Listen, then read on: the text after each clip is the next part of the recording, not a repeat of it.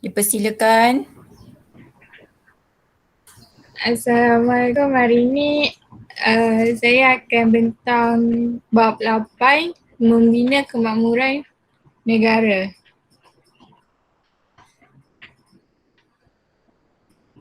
(8.1) Pembentukan dasar ekonomi baru. Dasar ekonomi baru dilaksanakan dalam tempoh 20 tahun bermula pada tahun 1970 hingga tahun 1990 sebagai rancangan pembangunan ekonomi dan perpaduan negara. Latar belakang pembentukan. Majlis Perundingan Negara MAPEN ditubuhkan pada bulan Januari 1970. Dianggotai oleh pelbagai lapisan masyarakat. Ditubuhkan untuk mengadakan garis panduan bagi kerjasama antara kaum dan integrasi nasional. Matlamat dasar ekonomi. Untuk mencapai perpaduan dan kesejahteraan kaum dengan menggunakan strategi bersifat serampang dua mata.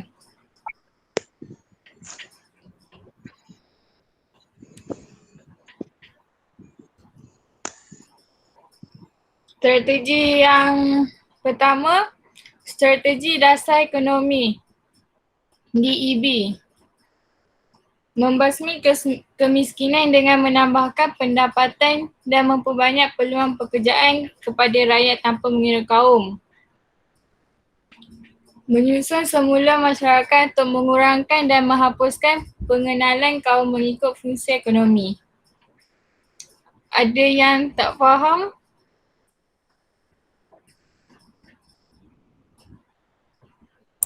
Sambil baca, sambil terangkan. Sebab dia beza kalau kita cara kita baca, lepas tu bila kita tegaskan semula, beza tu nada dia, lepas tu mungkin akan kawan-kawan lagi ingat lah.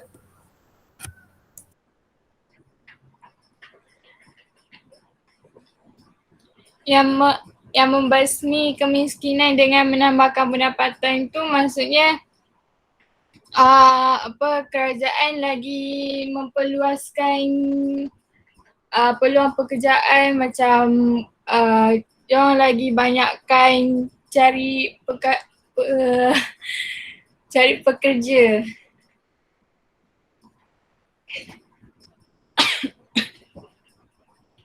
Menyusun semula masyarakat untuk mengurangkan dan menghapuskan pengenalan kaum mengikut fungsi ekonomi. Maksudnya diorang cari pekerja yang macam lebih konsisten dalam menguruskan sesuatu. Okey, pada zaman British dulu, setiap kaum tu diasingkan. Ingat tak? Dasar pecahan perintah diasingkan ikut Ingat ikut kaum. Sebut.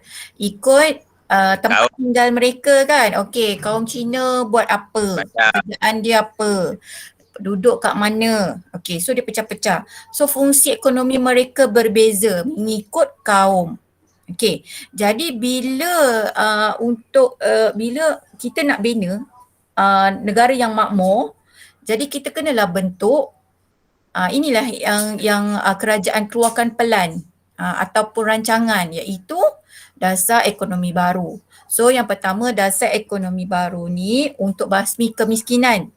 Macam mana nak basmi kemiskinan? Dengan tambahkan pendapatan. Macam mana nak tambahkan pendapatan rakyat? Dengan buka peluang pekerjaan. Jadi bila dah buka pekerjaan, adakah ikut kaum? Tak ada. So tak kira ikut kaum, so layak dapat pekerjaan yang macam mana. So tidak ada lagi, okey, kalau Cina layak berniaga, Melayu tak boleh berniaga. Tak ada dah.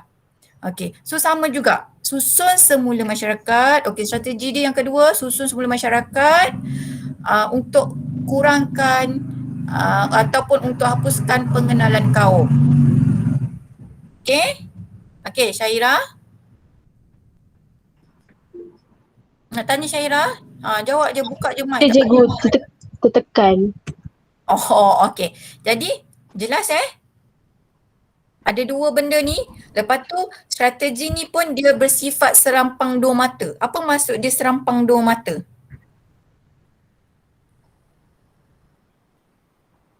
Ada tu clue jawapan dekat dalam slide tu. Bagaimanakah, okey, soalan tanya, bagaimanakah strategi ini bersifat serampang dua mata?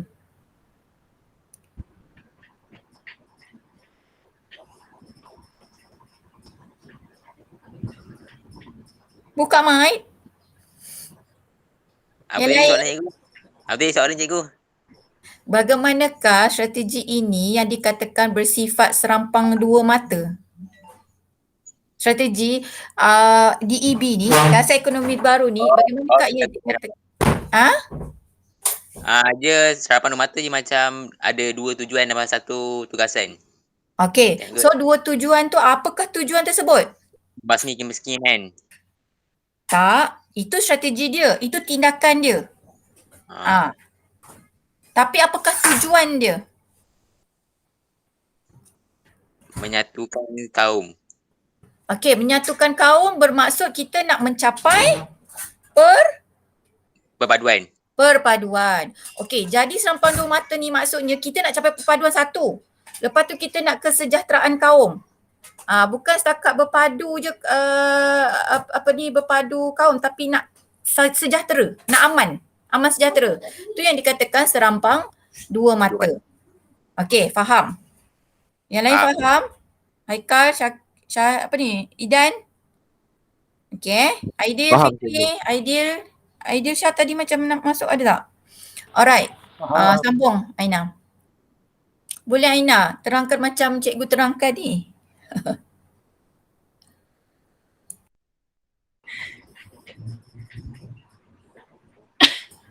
Okay, sambung. Serampang dua mata yang kedua pula ialah isu sosioekonomi. Yang pertama, jurang sosioekonomi antara bumi putera dengan bukan bumi putera. Yang kedua, jurang sosioekonomi antara pantai timur dengan pantai darat. Yang ketiga, jurang sosioekonomi antara masyarakat desa dengan bandar. Dan yang keempat, jurang sosioekonomi antara negeri. Maksudnya setiap negeri dia ada pembahagian-pembahagian ni. Contoh kat Selangor, kebanyakannya yang kerja bukan bumi putera dengan bumi. Lepas tu yang pantai timur dengan pantai barat, dia macam antara negeri-negeri lah. Kalau yang ketiga ni masyarakat desa dengan bandar, dia antara kerja dekat bahagian perkampungan ataupun dekat bandar. Macam contoh dekat negeri Terengganu. Kalau yang masyarakat desa kebanyakannya diorang akan lebih kepada pertanian ataupun perikanan macam nelayan apa semua. Kalau bandar, diorang akan keluar dari kampung, diorang akan pergi bandar dan cari kerja kat sana. Yang last sekali antara jurang sosioekonomi antara negeri. Tu dia tengok pada setiap negeri lah, setiap negeri lain-lain dia punya sistem ekonomi. Faham? Faham. Okey, kita tengok jurang sosioekonomi antara negeri. Okey, kita tengok negeri Sarawak, Sabah Sarawak dengan negeri Selangor. Bagaimanakah corak sosioekonomi kita dengan mereka? Tak payah pergi jauh, tengok negeri sendiri je. Apa yang soalan aku tadi? Bagaimanakah yang kamu lihat, macam mana kamu boleh lihat jurang sosioekonomi antara negeri Selangor dengan negeri Sabah dan Sarawak? Apakah yang kamu boleh nampak? Nampak jurang tak? Ataupun sama je? Nampak Apa yang kita boleh nampak? dari segi Hasil. Apa dia? Ekor. Hasil? ekonomi Apa? diorang. Kita lebih maju ke ataupun orang Sarawak lebih maju? Kita lagi maju. Okey. So kita tak ada kawasan pedalaman. Kita tak ada yang kena pergi naik bot, yang kena pergi sekolah naik bot, yang kena redah sungai sejam, 2 jam nak pergi sekolah. Tak ada. Nampak tak jurang dia? Itu Nampak. yang kita nak kurangkan sosioekonomi tu. Macam Pahang. Okey, Pahang banyak felda-felda. Dulu banyak hutan-hutan sebelum buat felda tu. Okey, jadi macam mana nak kurangkan jurang sosioekonomi antara satu negeri dengan satu negeri. Okey, contoh Pahang dengan Selangor macam mana. Okey, nampak? Alright. Yang pertama Bumiputra dengan Bumiputra. So jurang sosioekonomi macam mana? Kalau Bumiputra dengan Bumiputra, beza ke tak? Okey. Lepas tu Pantai Timur dengan Pantai Barat.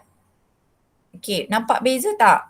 Okey, masyarakat desa dengan bandar tu yang tadi Aina cerita. Okey, kalau daripada masyarakat desa tu, bagaimana kita nak bantu dia? Kalau dia tak keluar daripada desa dia, apa benda-benda yang kita boleh bantu? Contohnya dia boleh buat perusahaan kecil. Contohnya buat kerepek-kerepek. Lagi buat apa? Perusahaan kecil. Buat kuih muih, boleh jual kan? Bagaimana kita nak bantu mereka ni? Bukannya semestinya masyarakat desa tu dia kena keluar daripada desa dan pergi ke bandar. Tak. Tapi apa benda yang kita boleh bantu bagi tak nak ada macam yang terlalu miskin, terlampau sarat hidup dia. Okay, faham? Okay, next. Faham. Cikgu. Ya. Contoh bagi jurang sosioekonomi antara Bumiputra dengan bukan Bumiputra tu macam mana? Okay, Bumiputra, apa beza Bumiputra dengan bukan Bumiputra? Apa maksud Bumiputra? Warga negara. Okay, warga negara. So kalau bukan? Bukan warga negara lah. Itu.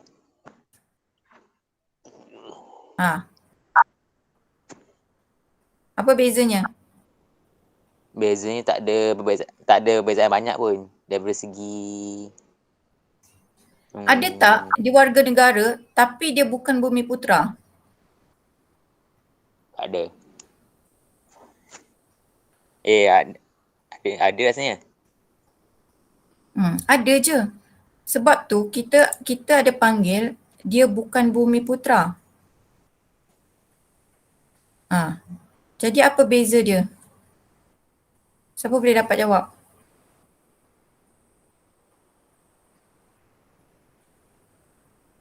Macam mana? Kalau orang yang Sabah Sarawak tu kita panggil Bumiputra tak? Ya, panggil. Panggil lah Bumiputra kan? Okay. So orang Bumiputra adalah peribumi. Orang yang duduk asal peribumi tu. Memang. Okay, kalau orang-orang asli? Bumiputra juga. Yes, Bumiputra. So orang asli yang duduk kat Pahang, Perak, Kedah, Terengganu, ini yang dulu masih ada, Selangor pun masih ada orang asli. Adalah Bumiputra juga. So macam kalau kat Sabah, Kadazan Dusun kan, Iban, mereka semua Bumiputra dan layak dapat keistimewaan belajar kat universiti macam tu. So kalau bukan Bumiputra? Dia asal Malaysia tapi dia bukan rakyat Malaysia.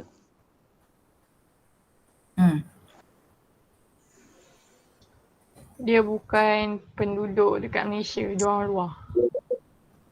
Dia orang luar tapi dia memang asal, dia orang Malaysia tapi dia tak duduk dalam Malaysia. Dia zakat macam menumpang itu je. Dia orang Malaysia tapi dia lahir di Malaysia. Tapi dia dibetulkan di tempat lain. Tapi dia menetap. Okay, kita KIV dulu soalan tu. Nanti kamu cari tugasan kamu. Okay? Alright. Kita sambung dulu ni. Okay, Aina, sambung. 8.2 Pelaksanaan dasar ekonomi baru. Dasar ekonomi baru bertujuan melahirkan masyarakat yang bersatu padu melalui agihan ekonomi yang seimbang.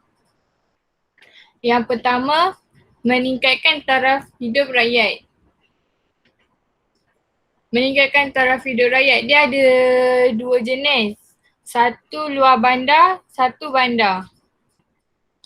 Yang luar bandar, usaha pembangunan dilakukan menerusi kegiatan gerakan koperasi yang sedia ada di luar bandar. Program yang dilaksanakan termasuklah penerokaan tanah baru, bantuan peralatan pertanian, hikmat nasihat, subsidi benih dan baja, kemudahan kredit, pemasaran dan pusat kemajuan peladang. Maksudnya luar bandar ni dia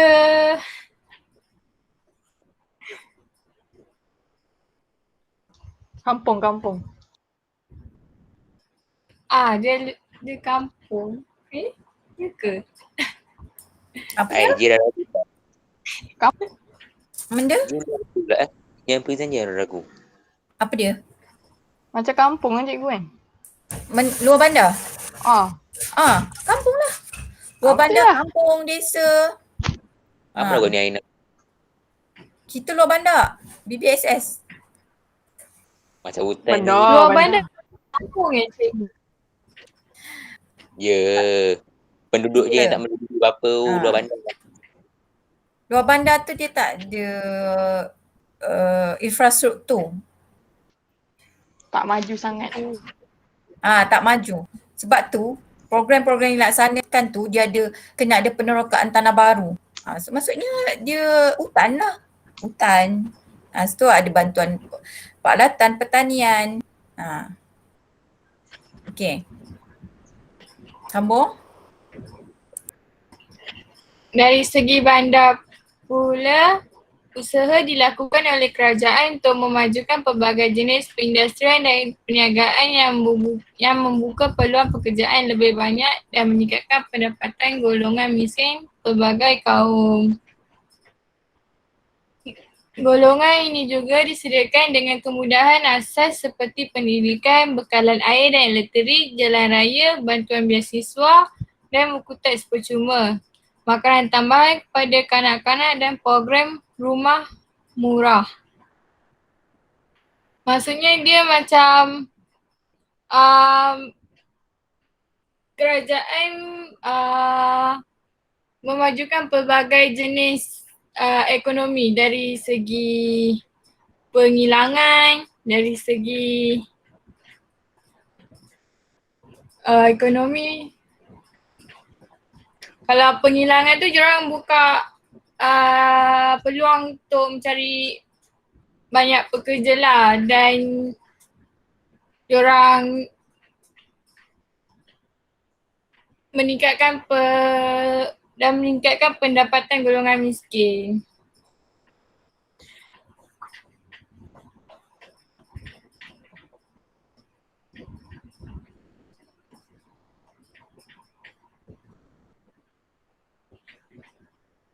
Saya teruskan ke cikgu? Ya, teruskan. Selagi dia orang tak interrupt, teruskan. Boleh je interrupt kawan-kawan yang lain.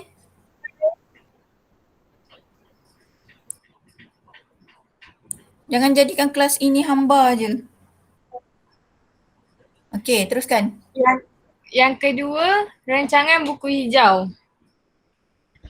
Menambahkan pendapatan rakyat dan pengeluaran bahan makanan. Memberikan tumpuan kepada pengguna tanah yang sepenuhnya.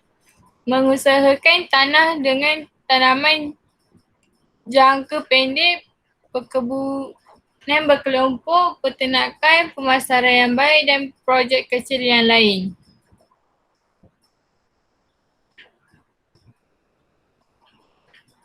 Ni dia macam diorang memperluaskan lagi kilang-kilang yang mengeluarkan bahan makanan.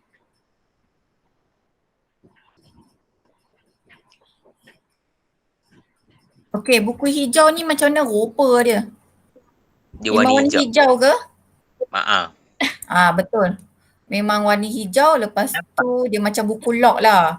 Atas dia tulis Kerajaan Malaysia. Lepas tu tajuk dia Rancangan Buku Hijau. Okey, teruskan. Yang ketiga, peranan agensi kerajaan. Ditubuhkan untuk mempelbagaikan kegiatan ekonomi, memberikan bantuan dari segi peralatan, biji benih, kemudahan pinjaman dan hikmat nasihat. Okey, buku hijau ni dia macam buku manual lah. Macam mana kita nak tumpukan perhatian kepada penggunaan tanah. Okey, macam mana kalau tanaman jangka pendek apa tanaman yang sesuai ditanam. Kalau jangka pendek macam mana? Jangka pendek macam sebulan 2 bulan dia dah bagi hasil. Okey, kalau durian boleh sebulan 2 bulan. Berapa tahun nak tunggu pokok durian? Lama juga. Lama kan. Okey, jadi apa yang boleh jangka pendek, macam mana boleh tanam boleh dapatkan hasil dengan cepat dan boleh hasilkan dengan banyak. Okey, dalam ni ada manual-manual dia.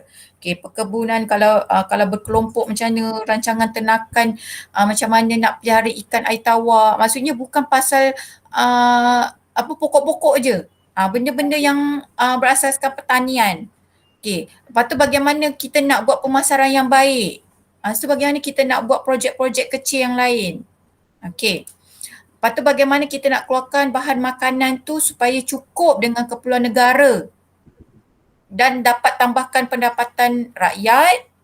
Okey, bagaimana dapat meningkatkan kewangan kerajaan juga. Okey. Cikgu, Ya.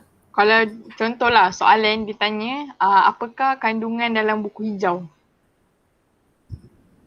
Kandungan. Biasanya kalau tak ada dalam buku teks dia tak akan tanya melainkan dalam soalan kebat kan.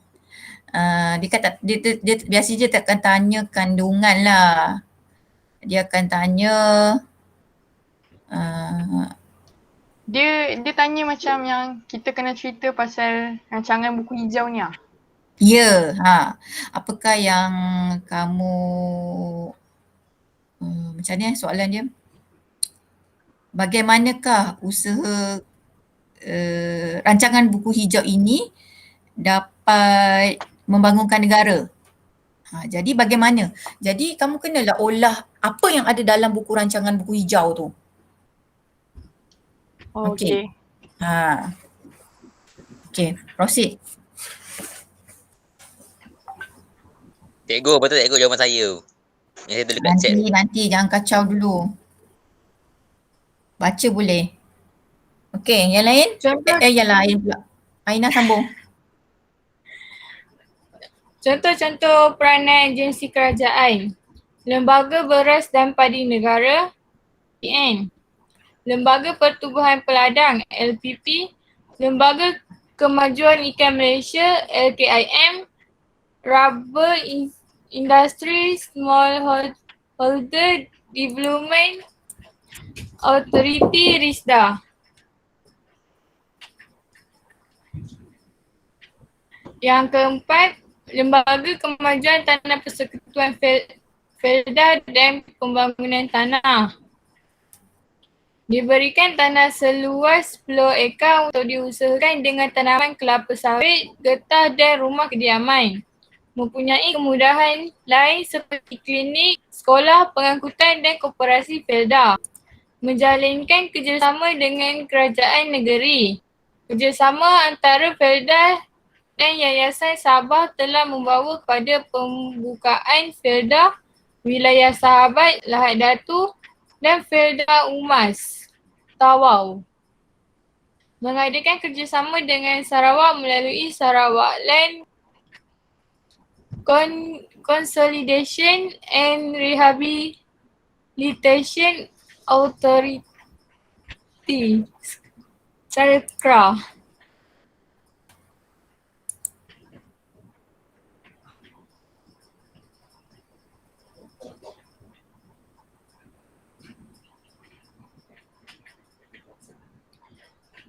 Yang kelima, pembangunan wilayah. Dijalankan dengan pembukaan tanah untuk industri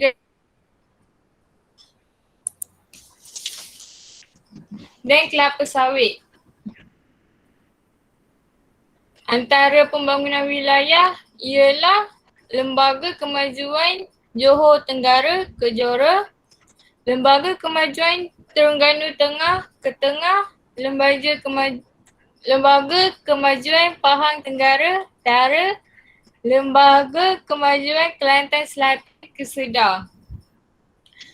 Urban Development Authority UDA atau dikenali sebagai Perbadanan Pembangunan Bandar ditubuhkan pada tahun 1971.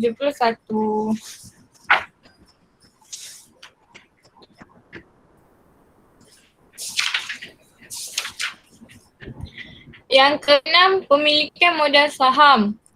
Mewujudkan perbezaan dari segi taraf hidup dan jumlah pendapatan antara bumi putera dan bukan bumi putera.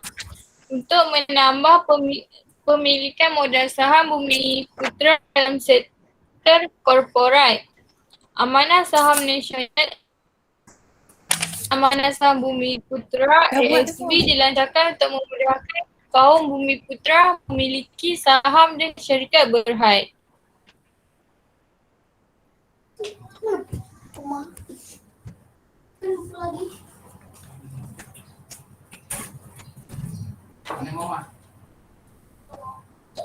Kelas, kenapa? Nabi 600.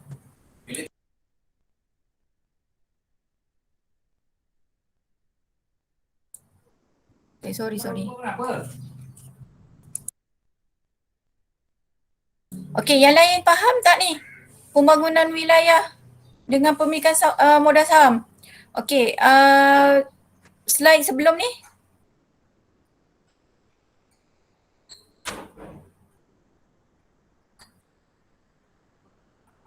Aina, slide sebelum ni.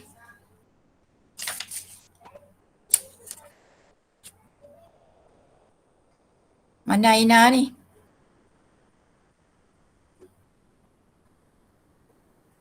Cikgu. Aina? Hilang dah? Cikgu. Line dia slow lah tu. Okey, nanti tunggu dia masuk balik. Okey, jadi tadi peranan agensi kerajaan kan. Okey, jadi banyaklah kerajaan bagi bantuan dalam banyak bentuk kan. Okey, dia bagi apa?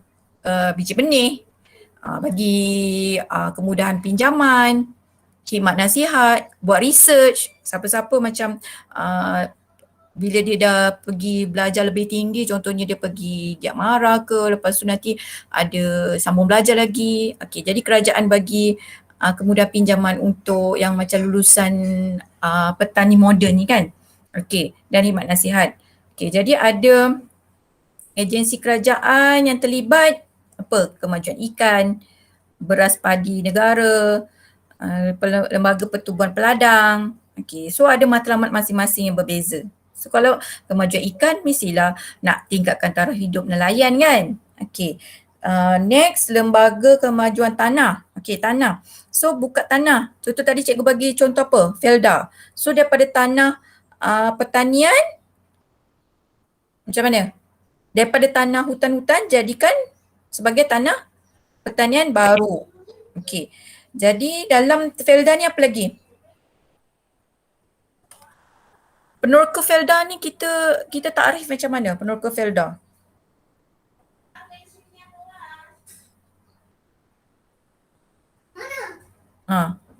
Peneroka Felda ni dia bila dia duduk dekat satu tanah tu, lepas tu dia usahakan tanah tersebut.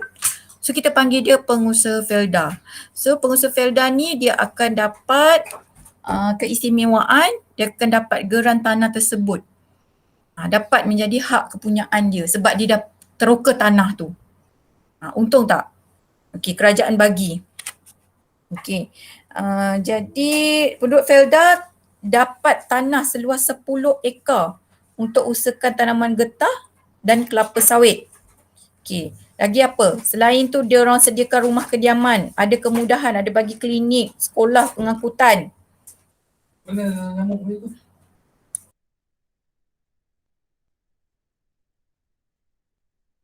Alright. Jadi antara kerjasama antara Felda, Sarawak Land Conservation and Rehabilitation Authority, SALCRA. Okay, next. Pembangunan wilayah. Aina dah masuk lagi belum? Belum. Alright. Pembangunan wilayah tadi. Okay, contohnya apa tadi? Lembaga Kemajuan Johor Tenggara. Ada Lembaga Kemajuan Tenggara Tengah, ada Kemajuan Pahang, Lembaga Kemajuan Kelantan. Setiap negeri tu ada dia punya lembaga masing-masing. Maksudnya ada dia punya fungsi lah. Alright. Kemudian, pemilikan modal saham ni. Ni yang Syok nak explain ni. Aina, masuk dah? Cikgu, apa beza Felda tu kan dia apa ni? Dia bangunkan tanah kan? Lepas tu pembangunan wilayah ni dia buka tanah kan? Dia wilayah, dia lebih besar. Tanah dalam satu tu negeri dia tu. buka lagi besar daripada Felda semua ni. Yang ni untuk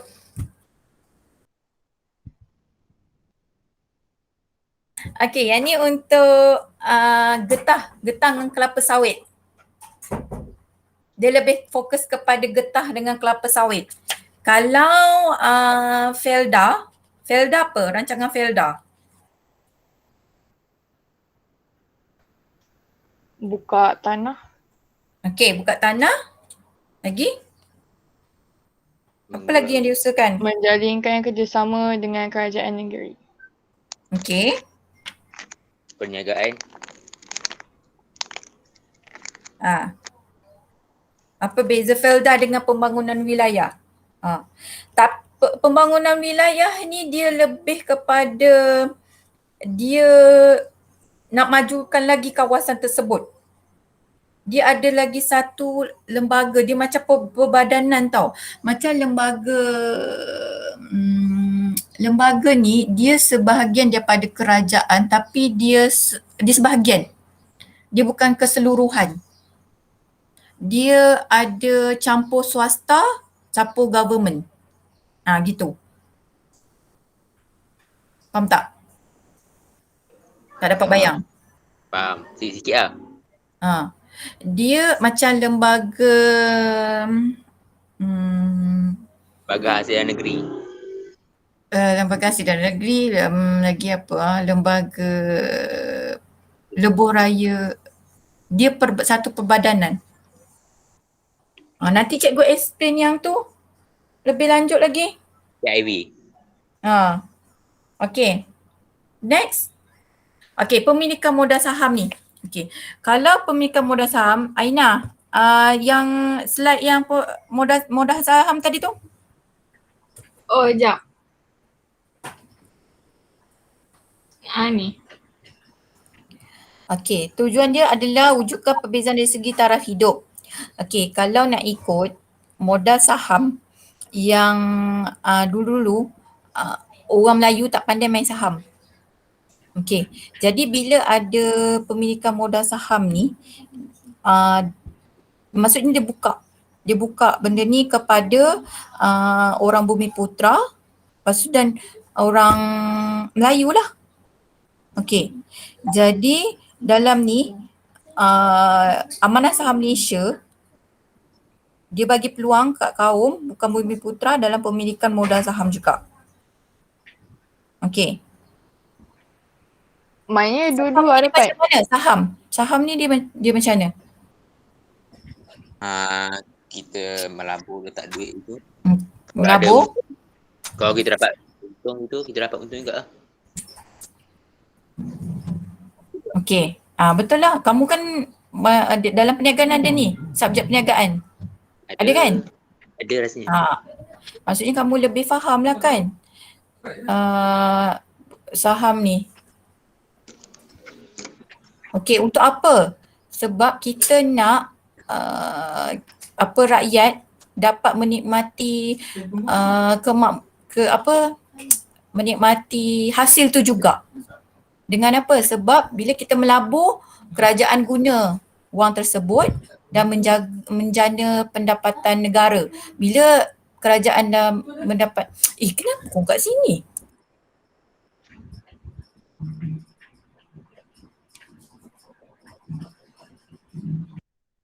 Sekejap ada gangguan.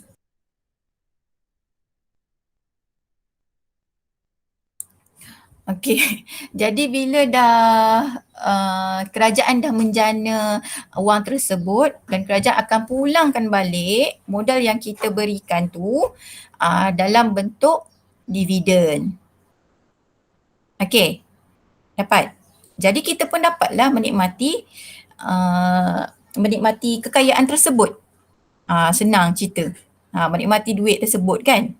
Disebabkan apa? Sebab kita melabur dalam saham.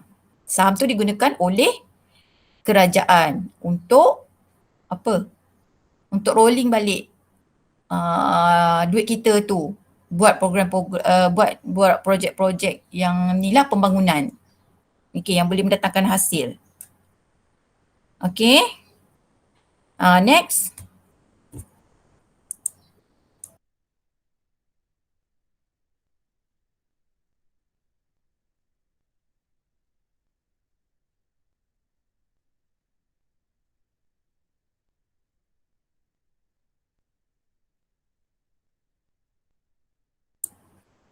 Okey, proceed Aina.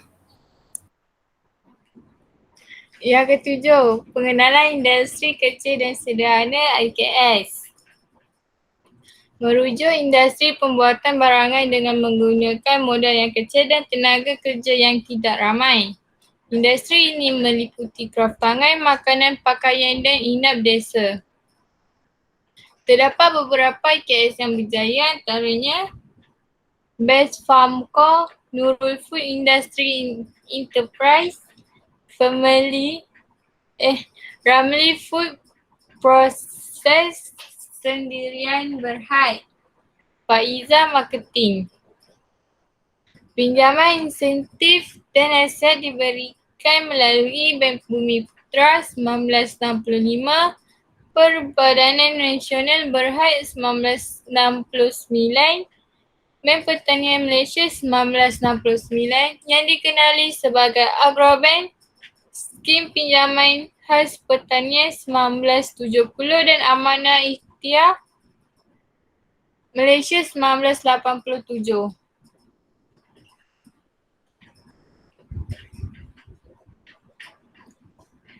Yang ke-8.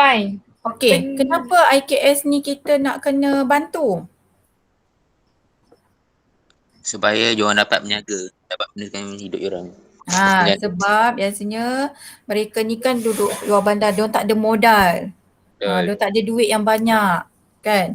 Jadi kerajaan memang kena bantu dari segi modal. Okey, tenaga kerja pun. Okey, jadi mereka bagi pinjaman, insentif, nasihat. Okey, melalui bank-bank lah.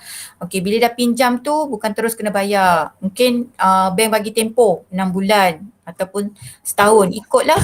Ikut bagaimana perjanjian dengan bank. Okey, so dalam masa tersebut bank akan pantau bagaimana money flow mereka. Okey, kalau merosot akan buat ni lah pemantauan dan nasihatkan macam mana nak upkan balik perniagaan tersebut. Okey.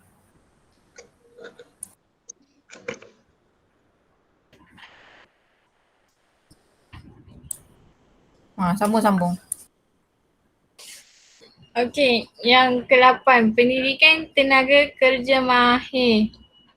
Melahirkan tenaga kerja mahir yang mampu menampung keperluan dalam bidang pertanian dan perindustrian. Asas pada latihan kemahiran ini diberikan sejak di bangku sekolah melalui mata pelajaran kemahiran hidup. pendidikan menengah atas dibahagikan kepada dua iaitu akademik dan vokasional.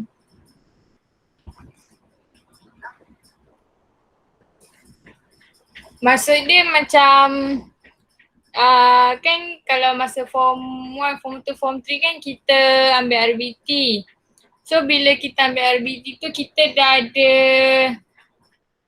Kemahiran. Kita dah ada pengetahuan tentang kerja mahir, macam mana nak buat Suatu produk.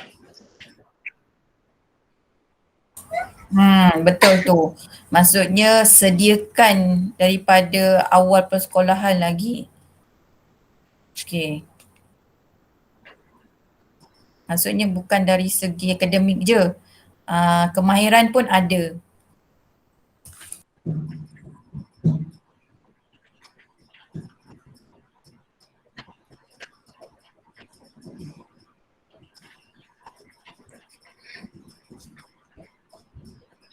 Bab 8.2 ada yang tak faham? So far so good.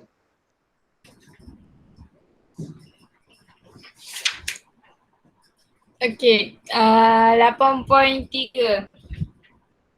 Pembentukan Dasar Pembangunan Nasional DPN.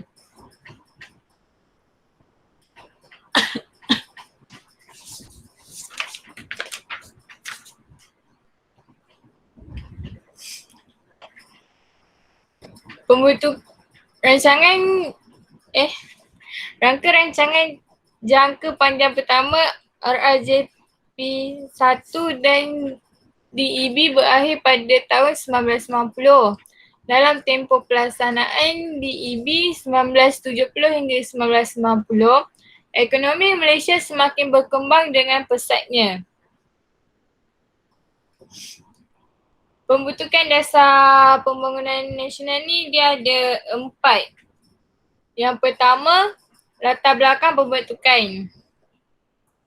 Dasar Pembangunan Nasional DPN dilancarkan oleh Tun Dr. Mahathir Mohamad, Perdana Menteri Malaysia keempat pada 17 Jun 1991. Kesinambungan DEB yang dirangka untuk tempoh 10 tahun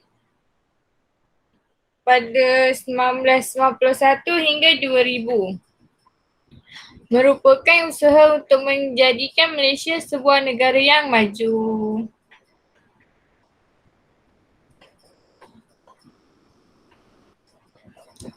Yang kedua, Matlamat Dasar Pembangunan Nasional DPN. Untuk mencapai perpaduan negara melalui pengagihan kekayaan dapat dicapai melalui pembangunan seimbang antara negeri dan antara bandar dengan luar bandar. Dilaksanakan melalui Rancangan Malaysia ke-6 dan Rancangan Malaysia ke-7.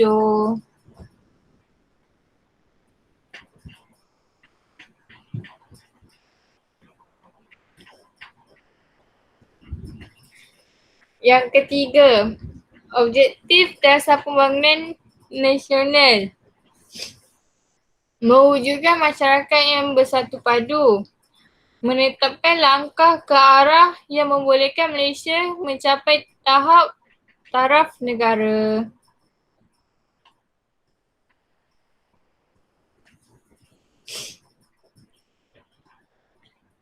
Yang last sekali, Strategi Dasar Pembangunan Nasional. Strategi ni dia terbahagi kepada 3. Ekonomi, sosial dan kemudahan fizikal dan alam sekitar. Dari segi ekonomi, pelibatan aktif pihak swasta dalam pembangunan ekonomi negara. Melaksanakan program penanaman semula, pengguna sains dan teknologi, meningkatkan pemilikan saham Bumiputera. Sosial pula, memberikan insentif serta kemudahan pendidikan, mewujudkan masyarakat perdagangan dan perindustrian Bumiputera, membentuk masyarakat yang berdisiplin dan progresif. Yang last sekali, kemudahan fizikal dan alam sekitar. Menyediakan dan menambah baik kemudahan asas pembangunan mapan tanpa mengabaikan alam sekitar.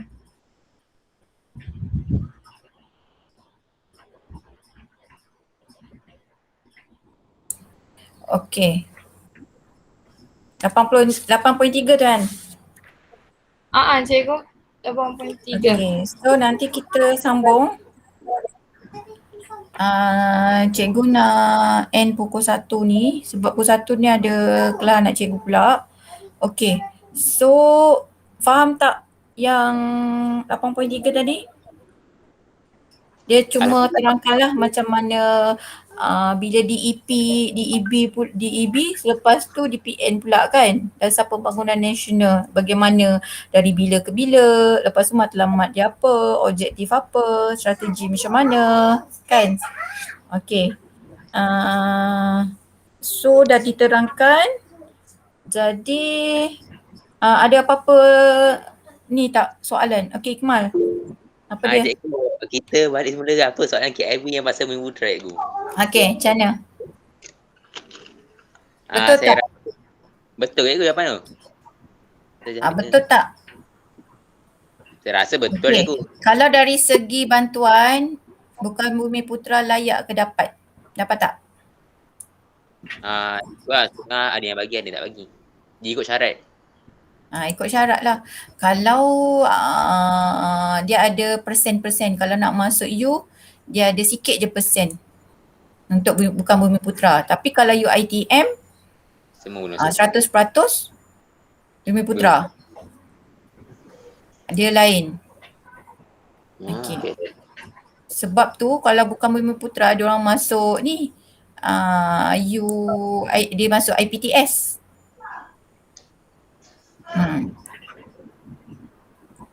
Okay, banyak ni soalan. Betul tak Ikmal punya explanation? Orang bukan Bumi Putra, contoh orang Cina, India, Filipina, Pakistan dan lain-lain. Orang Bumi Putra, ibu bapa ialah orang Melayu, orang Islam atau orang asli. Betul? Betul, saya rasa betul pun saya. India tu orang Bumi Putra. Alia jawab bukan ke soalan. Okey. Ini berkaitan dengan sejarah-sejarah waktu Kesultanan Melayu Melaka dulu. Nanti cikgu bagi link, kamu boleh baca macam mana dia punya tu, sebab dalam perlembagaan pun memang dah tulis dah. Ada hak-hak keistimewaan orang Bumi Putra dengan bukan Bumi Putra. Jadi benda-benda tu yang diorang kena kompromi dengan kita. Macam mana kita nak dapat kemerdekaan dulu kan? Betul. Maksudnya walaupun orang Cina dengan India tu adalah orang warga negara, tetapi mereka bukan Bumi Putra. Okay, faham? Faham. Alright. Macam mana? Okay, bantuan ni apa maksud Syairah? Bantuan tadilah. Contoh bantuan scholarship ke kan? Beasiswa kan? Beasiswa syarat dia mesti Bumi Putra. Okay. Faham? Faham cikgu. Cuma yang tadi soalan yang berkenaan Felda dengan pembangunan wilayah tu kan, dia berkait rapat tapi dia enhancement macam tu. Kita nak lebih terurus. So ada pembangunan wilayah yang dihandle oleh satu badan iaitu lembaga tu. Lembaga gabungan daripada beberapa ahli yang manage. Ramai. Lembaga ni dia macam syarikat juga. Okey. Boleh? Sebab nanti kita akan jumpa juga lagi pembangunan wilayah dekat bab lain juga. Dekat bab 8.4 seterusnya. Alright. So Cikgu, Syairah harapnya apa dia? Syairah ada soalan dalam chat dia bagi. Kalau jawatan dan kerajaan. Okey. Kalau jawatan dan kerajaan bukan Bumiputera layak. Layak ke? Layak. Layak lah. Layak tapi dia ada persen juga. Macam poli. PDRM, guru. Okey. Sama juga. Maksudnya dia takkan memonopoli dalam kerajaan tersebut. Alright. Ada apa-apa lagi? Tak ada cikgu. Alright. Terima kasih di atas pelibatan anda semua. Harap dah tulis dah kehadiran. Terima kasih Aina sebab bentar hari ni. Okay. Bagus slide penuh informasi. Nanti boleh send lah nota tersebut. Okay. Cikgu sudahi kelas kita. Tadi dah letak buka kan? Cikgu. Okay. Cikgu yang 8.4 dengan 8